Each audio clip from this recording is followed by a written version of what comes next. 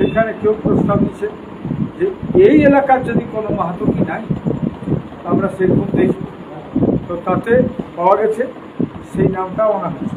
কিন্তু আমরা এই মাহাতোটাকে গুরুত্ব দিয়ে আমরা দুটা নাম নিয়ে এসেছি, একটা মৌমিতা মাহাতো, একটা বরুণ মাহাতো।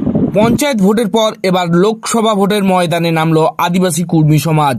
ইতিমধ্যেই বেশ কয়েকটি লোকসভা কেন্দ্রে তাদের প্রার্থী তালিকা প্রকাশ করেছে আদিবাসী কুর্মী সমাজ।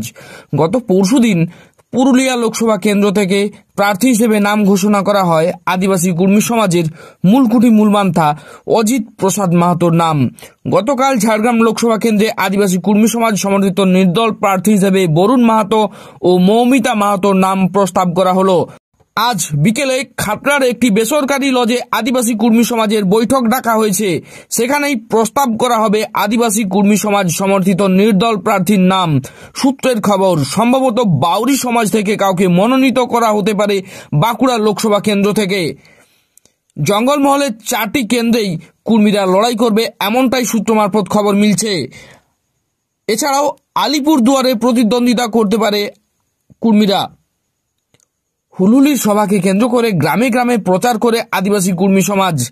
সেখানে আমাদের মুখোমুখি হয়ে আদিবাসী কুর্মী সমাজের রাজ্য যুব সভাপতি পরিমল মাহাতো জানান, পঞ্চায়েত ভোটের পর তারা লোকসভা নির্বাচনেও প্রতিদ্বন্দ্বিতা করবে। আর জঙ্গলমহলের হক অধিকার নিয়ে তিনি সেদিন বিরোধীদের কি বার্তা দেন, শুনুন। আন্দোলন দীর্ঘদিন ধরে চলছে, সরকারের যেভাবে বঞ্চনা করছে এতদিন ধরে আমরা একজোট হয়ে সমস্ত, বিশেষ করে এবারের আন্দোলনে আমার মা, মাসি, কাকি, জেঠিরাকে সঙ্গে নিয়ে আমরা গাঁও জাগান, গাঁও ছাড়ার অভিযান চালাচ্ছি। প্রত্যেককে জাগ্রত করে আগামী 10ই মার্চ যে হুলহুলির সভা আছে, সেই সভা থেকে আমরা বড় আন্দোলনের ঘোষণা দিতে চলেছি। এর জন্য আমরা গায়ে গায়ে মিছিল করছি। কতদিন ধরে করছেন আপনারা? আমরা রানীবাঁধের মহুলা থেকে শুরু হয়েছে, রানীবাঁধ বারিকুল হয়ে আজকে রায়পুরে আমরা প্রবেশ করেছি। রায়পুরে অসুরগড়ে গায়ে আমাদের এই মিছিল এখন শুরু হবে। আমরা অসুরগড়ে গায়ে সমস্ত মা, মাসি, কাকি, জেঠিরাই পদযাত্রায় অংশগ্রহণ করেছে।